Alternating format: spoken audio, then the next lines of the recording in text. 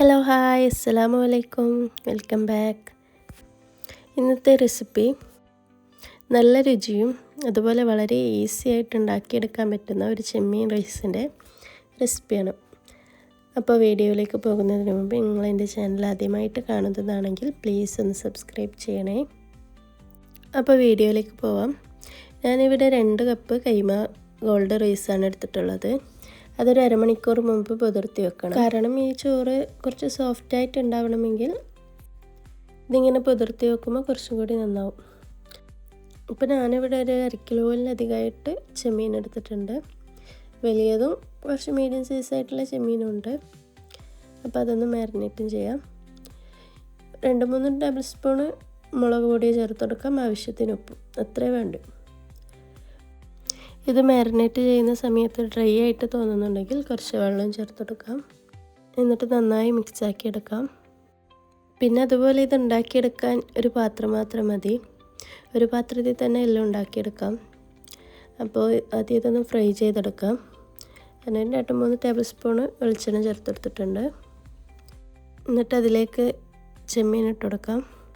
ഒരു സൈഡ് നന്നായി വെന്തതിന് ശേഷം ഇപ്പുറത്തെ സൈഡിലേക്ക് മറിച്ചിട്ടെടുക്കാം.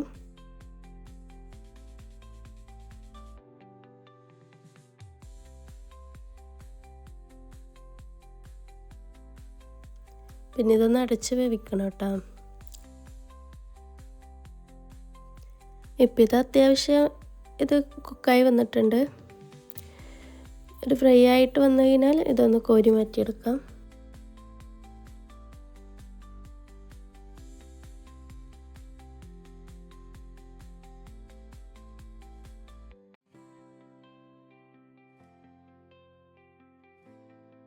പിന്നെ ആ പാത്രത്തിലേക്ക് തന്നെ 2-3 കഷ്ണം പട്ട, ഏലക്കായ്, കറാമ്പൊക്കെ ചേർത്തെടുക്കുക. നന്നായി ഒന്ന് വഴറ്റിയിട്ട് ഉള്ളിയും ചേർത്തെടുക്കാം.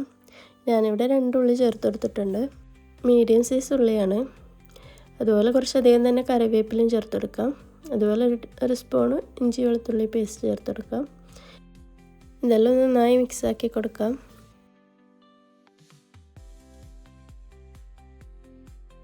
പിന്നെ ഇതൊന്ന് അടച്ച് വേവിച്ചെടുക്കാം. പിന്നെ അതിലേക്ക് തക്കാളി ചേർത്തെടുക്കാം.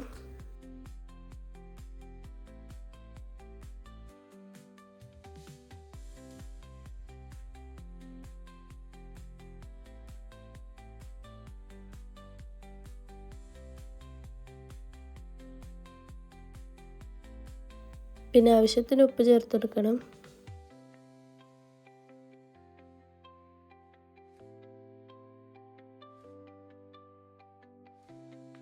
ഇപ്പോൾ ഇതാ തക്കാളിക്ക് നന്നായി വഴന്ന് വന്നിട്ടുണ്ട്. അപ്പോൾ അതിലേക്ക് 1/2 ടീസ്പൂൺ മസാലപ്പൊടി ചേർത്തെടുക്കാം. പിന്നെ അതുപോലെ 1/2 ടീസ്പൂൺ കുരുമുളക് പൊടിയും ചേർത്തെടുക്കാം. ഇതെല്ലാം നന്നായി മിക്സാക്കി കൊടുക്കാം. പിന്നെ അതിലേക്ക് ഒരു പച്ചമുളകും ചേർത്തെടുക്കുക. എരിവിന് ആവശ്യമായിട്ട് ചേർത്തെടുക്കാം. ഞാനിവിടെ ഇപ്പോൾ ഒരു പച്ചമുളകാണ് ചേർത്തെടുത്തിട്ടുള്ളത്. പിന്നെ ഇതാ പുതിർത്തി വെച്ച അരിയൊക്കെ നന്നായി ഊറ്റിയെടുത്തതിന് ശേഷം ഇതിലേക്ക് ചേർത്തെടുക്കാം.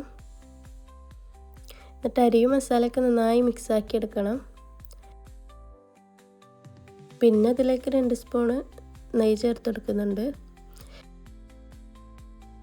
എന്നിട്ട് ഇതെല്ലാം നന്നായി മിക്സാക്കി എടുക്കാം.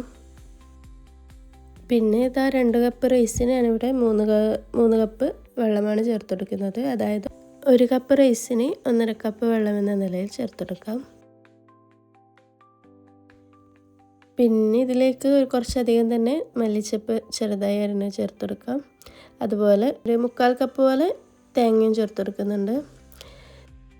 തേങ്ങ ചേർത്തെടുക്കുന്നത് ഈ ചോറിന് കുറച്ചും കൂടി ടേസ്റ്റ് കൂടും.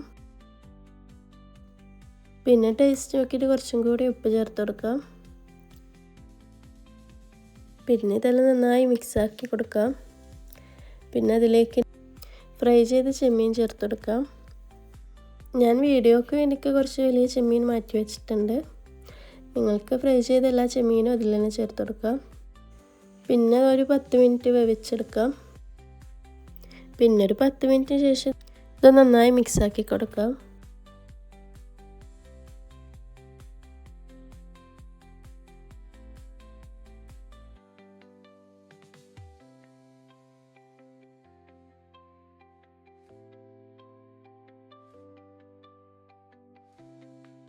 പിന്നെ ഇത് നന്നായി ഇതൊന്ന് ഇളക്കി മിക്സാക്കി എടുത്തതിന് ശേഷം മാറ്റി വെച്ച് ചെമ്മീൻ ചേർത്ത് കൊടുക്കാം.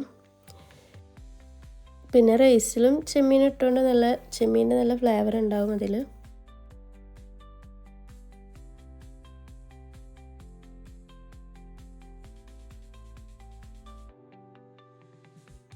പിന്നെ ചെമ്മീനൊക്കെ വെച്ചെടുത്തതിന് ശേഷം മുകളിൽ കുറച്ച് മല്ലിച്ചപ്പും കൂടി ചേർത്ത് കൊടുക്കാം.